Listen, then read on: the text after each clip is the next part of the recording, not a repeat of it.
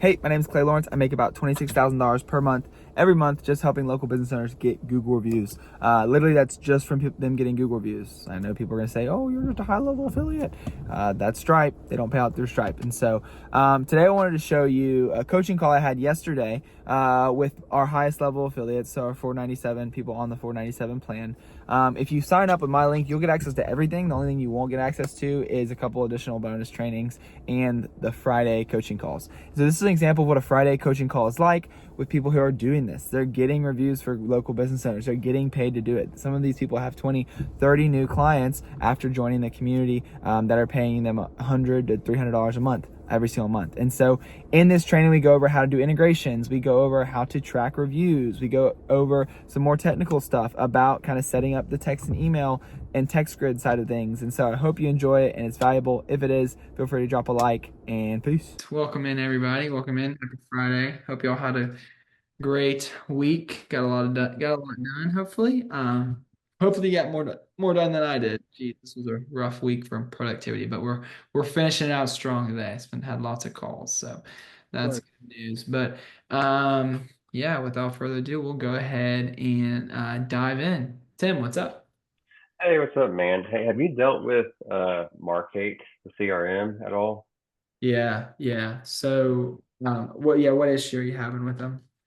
Well, I'm going to be onboarding them on Monday, Okay. but I went to Zapier, couldn't Yep. find the integration, so I went to the website. And I guess you got to integrate from Markate. Yeah, so it's an invite only. I'm pretty sure it's an invite only app. I think I have a login to a Market account so I can show you exactly what to do. Let's see if I got a login here. Oh no, I don't have I'm not gonna have enough permissions, but I'll kind of show you. Okay, so up here at the top, there's gonna be connectors and there's gonna be like add-ons. There's gonna be like a button that says add-ons. They have to click on add-ons, click on Zapier, and then it's like $10 a month, I think, for the Zapier integration. And then when they do that, it's gonna give them an API key and it's gonna give them a link to the Zap. And so basically what I would get them to do if I were you is I would get them to log into is Markate on GHL connector yet or no? No, and not on their website anyways. Okay, gotcha. Yeah, so what I would get them to do is I would get them to log into your Zapier account before they come into Markate. Then when they click on the link to basically the invite only actions app or whatever in Markate, it will add that. Basically it'll invite your Zapier account. And then they can just do the integration. And so I think most of our, let's see, let me find one with Markate on it. I think we normally do like work order complete. You just have to make sure like they're actually using Markate. I feel like I have issue with people on Markate that like they're like, oh, I don't invoice through Markate or I don't do this through Markate. So just make sure you actually have like a action that people are doing. Like this guy hasn't paid me in forever. I need to turn that off. Um, um, yeah, invoices. So just make sure it's actually firing off, but we normally do invoices or whatever. Okay, okay, all right. Well, I appreciate it. That was it. Yeah, for sure. Sweet. Client, what's up? Hey, how you doing, Clay? Oh, I'm hanging in there. It's been a week. It's been Yeah, complaints though. I understand. Um, okay, couple questions. I wrote them up here.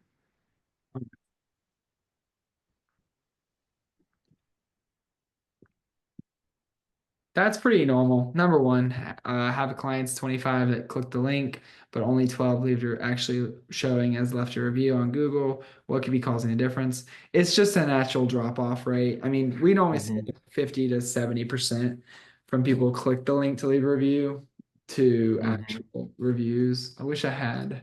Um, yeah, that's what the past 2 days or the past like 24 hours, we've gotten 224 people that have clicked the link to leave a review on Review Harvest, and only 158 people have actually left a review. So Mm, 50. So that's pretty okay. standard.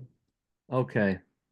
So, and have you ever, because I've had one of my customers is saying that some people are having a hard time getting to Google, and I don't know exactly what he means. I asked them to send me a screenshot of what the person sees when they click the link. But have you ever investigated that anymore to try to get those reviews more consistent, like to figure out why to close the gap? Are you using the filter page? Nope. Okay. Um, you want to make sure the trigger link's set up properly. I would just go and test it. If it's working on your end, it's probably just because their customers aren't logged into Google, or sometimes weird stuff happens and the link doesn't work. But for the most part, it should work. Um, there's only so much testing and stuff you can do. Sometimes people need to like clear the cache and cookies on their end. Um, Uh-huh. but yeah, I would say that they're probably just having a hard time logging into Google, and that's what he's talking about. Mm-hmm. Yeah. Okay.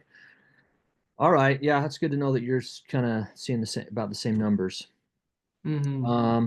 Yeah, and then number two, is there a way to verify how many actual reviews in Go High Level got done? Because I'm really I like the idea of doing one paying or charging per review, and I'm curious how I asked you this before, but I don't remember the details. How you track how many people are clicking, actually getting reviews from your system versus somebody just goes to Google and puts in a review. Yeah, it's not a good way to do it. I don't know yet. We need to like my developer and I really need to like figure it out because Hmm. I mean you can use certain data points, but it's just not going to be perfect because Google's not telling us, right? So So so Google doesn't have an API that will tell you how many that's like a reviews you've privacy had. thing. It's a privacy thing because they just can't send Hmm. back any data from that reviewer besides the fact that this is their name on Google. This is what the review said. This is the star rating, and this is when it was left. So that's what we get. So now we have to match that to what we have. And so you can probably get it. I mean, there's ways you could probably get it 90%. The tricky thing about high level is that the timing would be a huge component of it. And you need to have some sort of like smart AI system to know that like, Tim E is probably Tim Elson in the community. If Tim E left a review on Google and that's what his name on Google is, and Tim Elson clicked the link to leave a review that day, you'd have to have some sort of smart system to match that. Hmm. But sometimes the reviews just take so long to come in on high level, so it's difficult. Hmm. Yeah. Okay. Okay. But what we kind of do is like you can sell it as a whole process. Like we're not just generating reviews for you, we're responding to them, repurposing them into social media content, and putting them on your website. So we're charging for all reviews. Whether you generated them or not, we're still doing a bunch of stuff on our end after that. So you just say, hey, we charge for reviews, period.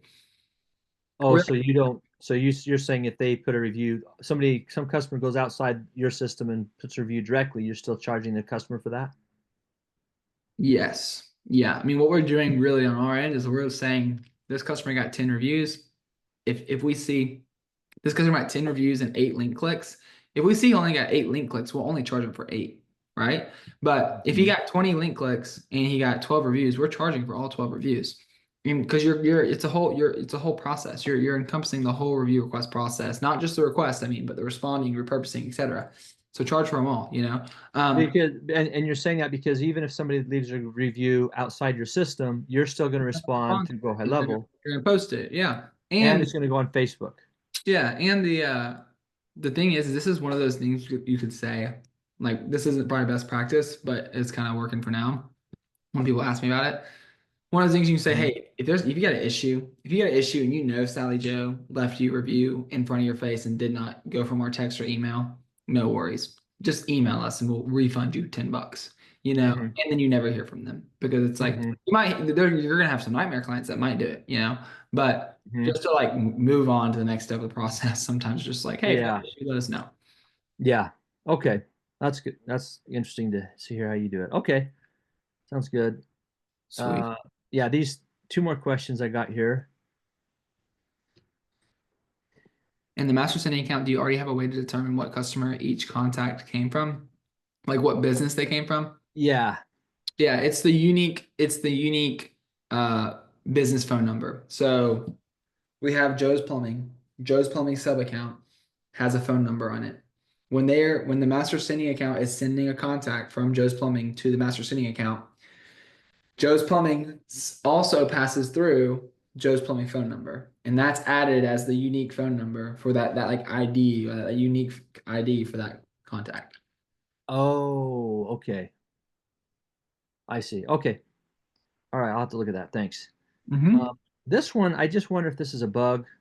So I went to the execution logs and I put Bob in, and then I look down here and I'm seeing, well, first I see Lisa up here, and I click on these down, and Lisa's down here. So it looks like this, when I put something here, it doesn't even affect this stuff down here. Yeah, that's something on their end. I've had issues with their filtering in their like that page before. I would just reach out to them and ask. Okay. All right. All right, Clay. Thanks for your all your input on that. Yeah, definitely. Happy to help. All right. Melissa, what's up? Hey Clay, How are you? I'm good. How are you? Good. So, to piggyback off of what Clint just said, I was actually wondering, how do I differentiate the reviews that I get from my client versus the ones that they get organically? Because, like, for example, I have one client who they're a spa and they have like their QR code just right in front. And so sometimes they'll just get like, people scanning the QR code and reading that, leaving them a review. So how do I tell them which is different? Or we just don't? There's no good way to do it. I mean, Okay, that's okay. yeah, I mean, it's like you'd have to It's you'd have it's to like it's really, okay. yeah, it'd be complex. It could be done to like maybe the 70-ish% accuracy. But it's still not gonna be perfect, and it'd be a lot of work to set up. And Okay, it's not that deep.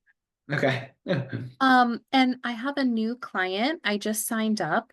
They have Oh, a large list. They have like a 3,000 person list. I'm only charging them $200 a month. That's going to cost me $200 in SMS, right? are you rebilling for text and email expenses or no? No, should I be? I would, but the thing is you're gonna, yeah, it's gonna cost you $200 the first month, but they're not getting 3,000 customers every month, right? Correct. Okay, so I mean, in the future, I would probably rebill for text and email expenses or have like a high volume fee or something. I don't know. That's what I did. I rebilled for text and email expenses. Um, and I would probably a list that big. I would probably like turn off. I would do like one SMS, not two. I wouldn't do a follow up. I'd probably do one, and like yeah, three emails, probably 2 or 3 emails. But yeah, it'll probably cost you 150 bucks, depending if you use images or not, which I think you probably should. But then after that, you'll be fine. You'll be profitable on that. So how do I have that conversation? Like, I'm going to rebill you for the SMS cost because I haven't been doing that. Yeah, it's a tricky one. It's a tricky one. I mean, what I would normally say is like, hey, on the free trial, the only thing you're gonna get charged for is text and email expenses. These are hard costs that I get. I'm not making any money on them. I'm just sending them your way and just charging you exactly what I get from Twilio and Mailgun, the big carriers. And so for most people, most people have a 500 to 600 person list or a smaller list. It's like 10 to 30 bucks, Or, yeah, but this size list, it could add up. So it's tricky. What I would do is when I saw people that had like 200 people on their client list, I normally wouldn't even mention it to the onboarding call. And then if they gave me shit on the onboarding call, I'd be like, oh, it's fine, I'll just eat it. Whatever. But if it's that, if I do see on a sales call that it's that big a list, I'll let them know. I say, hey, also you're probably gonna see about $800, $150 of text and email expenses. It's just gonna be the first month. It's just gonna be the first month or so when we reactivate that list, and then it's gonna be less from there. Perfect. And then when I set up a Zap for the ongoing campaign, how can I tell if it's initially working? Like for example, this client uses House Call Pro. Yeah. And so I think I didn't configure it correctly last week. And then I went in GoHighLevel to check and there was no one with the customer tag. Yeah. So Yeah. So people are being added, but they don't have the customer tag. no, nothing was being added because I don't think I had the Zap mapped correctly. Yeah. So you don't want to share your screen? We can just look at the. Sure.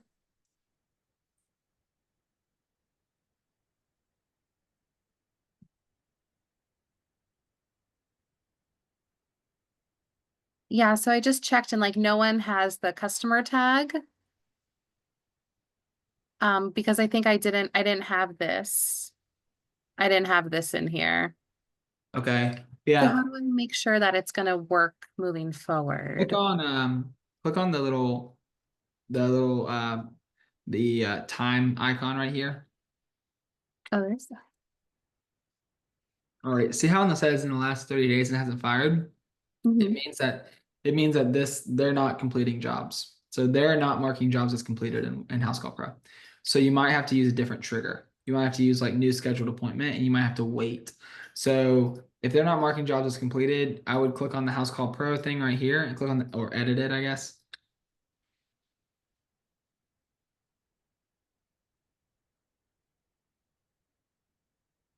Change the trigger event to new scheduled job. Continue. Or I mean, are they low volume? Are they low volume? Like they not do a lot of stuff?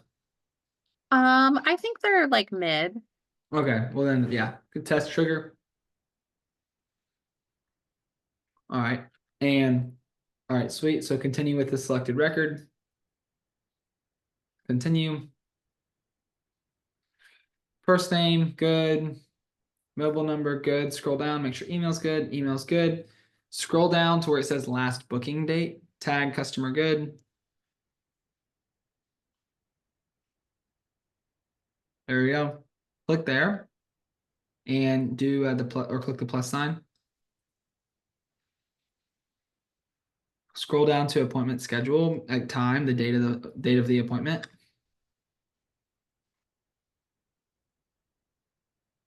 Yep. Pretty end date, pretty start time is fine, pretty end date, whatever. And then continue. And now publish it. And now go to their sub account. And go to automation. And go to the review request workflow.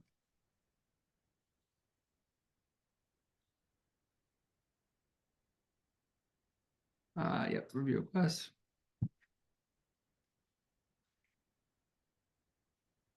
Now scroll down to, let's wait. All right, scroll down to a little bit farther down here. Keep going. All right, wait advanced window. See where it says wait advanced window here? All right, so time delay, you're going to change this to after event appointment time. Yep. And then do after, and then do 1 day because it's going to mess up the date field. It's going to mess up the time field. Save action and save the workflow. So now what we did was we passed through the date of the appointment and we changed the workflow to wait until 1 day after the appointment to request the review. Perfect. So now it should work. Yep. Okay, and this client is a house cleaner. So am I supposed to do something if they have people who get like bi-monthly service? Yeah. So go to settings of the sub account. Go to and go to custom values.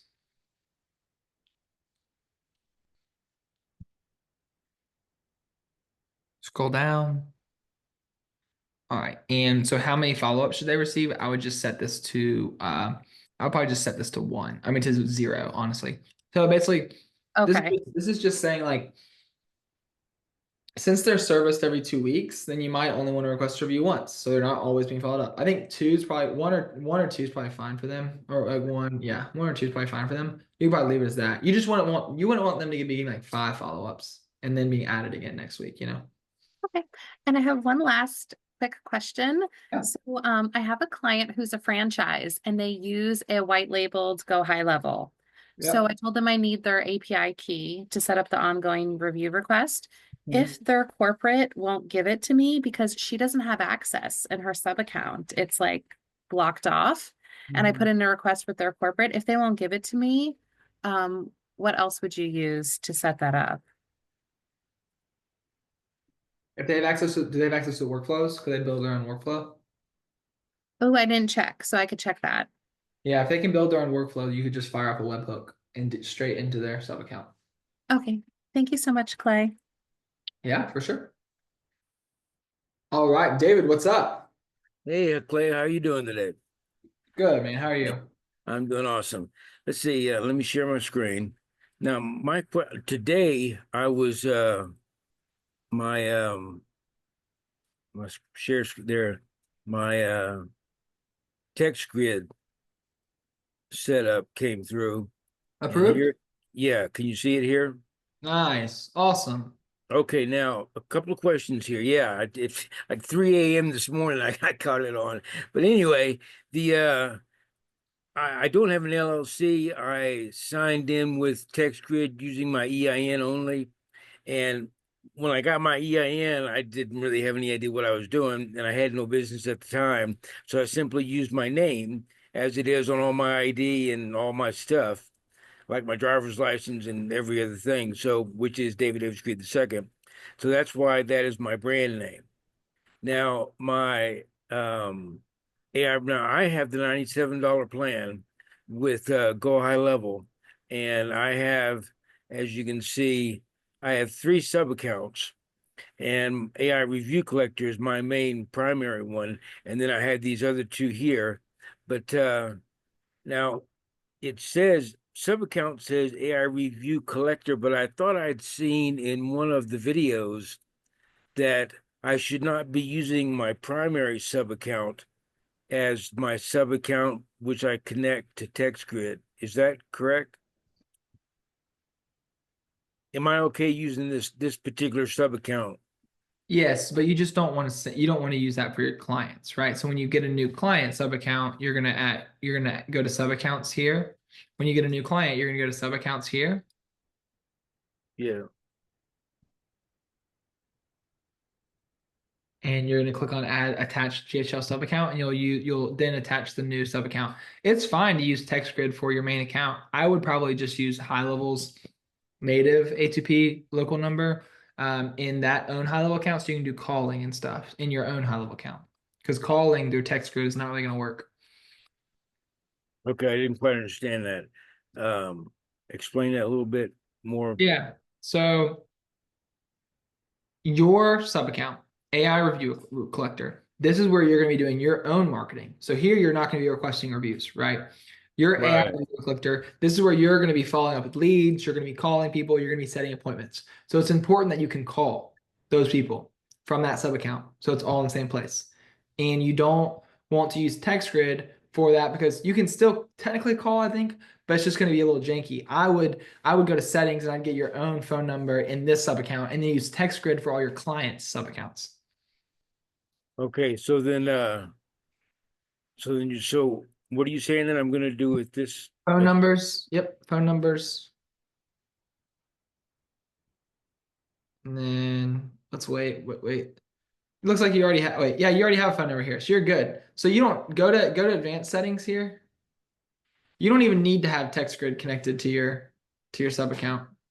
Yeah, it's not connected. You're good. It's probably just saying that. It's probably just saying that because that's the name of your account or something. I don't know.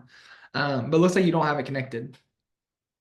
Okay, so then to kind of sum up here. So then what you're telling me then is when I bring in my first client, I Yep. bring them down here. I set up their sub account I set up their sub account in here. It'll be one of Yep. these 2. And then I Yep. come back to here and I go to right here and I Yep. attach their sub account here. Correct. Okay. And okay, now the next question is concerning phone numbers. So now what I can do is let's see, how many phone numbers should I go ahead and initially purchase? Should I only purchase 2 since I only have 2 sub accounts here? Yeah, you'll only get them since you're getting them through TextGrid. It doesn't. You don't need to purchase them in advance. Like since you're getting them through TextGrid, you can purchase them in advance and go ahead and attach them to those sub accounts because you're going to use that sub account. But then after that, when you're getting more clients, like you're fine. You don't need to purchase them way far in advance or anything. Okay, so then so I can just purchase, so what you're saying then is I can just purchase them on the go. Yeah, pretty much. Yeah. Okay, so then everything's all set then. Yeah, you're good. Okay, good. Well, I just wanted to double check on that because I wasn't sure about if it make any difference how I did the sub account thing relating to text grid. Okay, perfect. Thank you, Clay. I appreciate your help. Yes, sir. Yes, sir. Marlo, what's up? Close us out. What's up, Clay? So I just checked out the new video you posted, and that came in so clutch for me because I had a client who wanted to improve their SEO rankings other than the review, so it came in so clutch. Oh yeah. Now it's time for me to actually apply that stuff, and I got local brand manager. Nice. So Nice. my question is, with the citations thing, is that the same thing as Yext and GoHighLevel or what? Yes, it's similar. Balin knows a lot more about Yext than I do. My understanding of Yext is Yext is a monthly subscription where they're going to create citations from you. And if you quit paying for Yext, you lose those citations because they have direct access to those directories. Is that wrong, Melissa, or is that correct? I feel like that's how it would be, even though like I've heard them try to be like, no, once we make them, it'll be live forever. Well, and the problem is that they do something on their end that you lose because, yeah, I don't know, honestly. I don't trust it.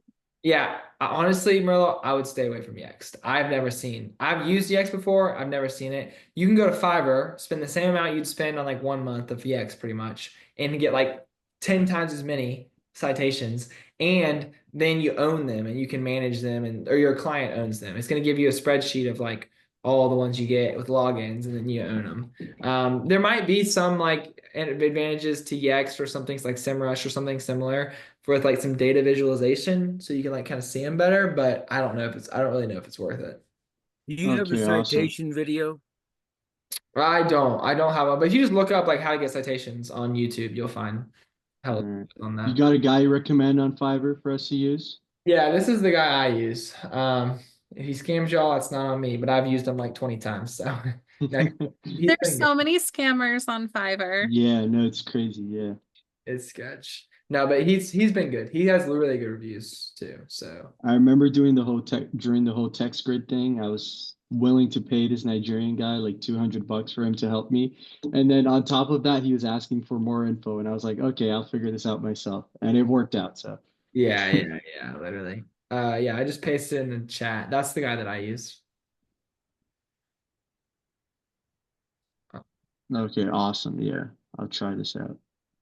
Yeah, for sure. Okay, cool. And you don't do any of the back end link stuff like that advanced SEO stuff that I've never gotten into? Like backlinks and stuff, or Yeah. you could do backlinks. You could also purchase backlinks. There's not going to be super high quality backlinks unless you spend a bunch of money. I think Okay. for 90% of local businesses in most markets, you don't really need it. Like it won't be super competitive. Some will be very competitive, you might, but between reviews, optimizing the Google business profile, if you're able to add their name to their main business, if you're able to add their main keyword to their business name, getting the website headings set up properly. It's like H1 tags and all that stuff, getting that set up properly, doing a little bit of on page, like making sure they have their keywords all over their website and stuff. Doing between those things, you'll be fine with Okay, awesome. Perfect. and that's like when that you do run the risk that running that playbook, there's gonna be like 5 or 10% of people. I mean, just like reviews. I mean, reviews is probably a lot lower percentage, but there's gonna be like 5 or 10% of people that it might not be a great fit for, and like you're not gonna be able to. But the good thing about the ranking offer is that it's less reliant on like them using a CRM and having a bunch of previous customers. So you can still get them in the door and then get them customers and then start getting the reviews from that. No, this is a big deal, man. It helps a lot, especially since I recently like increased. I didn't even increase the price of my offer because I had too many clients like you or anything like that. It's Yeah. just because I wanted to get more money, but like this Yeah. really helps add value to it, you know? Yeah, So yeah, this yeah. is great. Like this is a big deal. Sweet. Good. Yeah. Stoked. Yeah, man. Well, y'all get some good work done this weekend or hang out with somebody you love, spend some good time, friends or whatever. And yeah, y'all have a great one. Thank you, Clay. You Peace, play. thanks, Chloe. Yeah.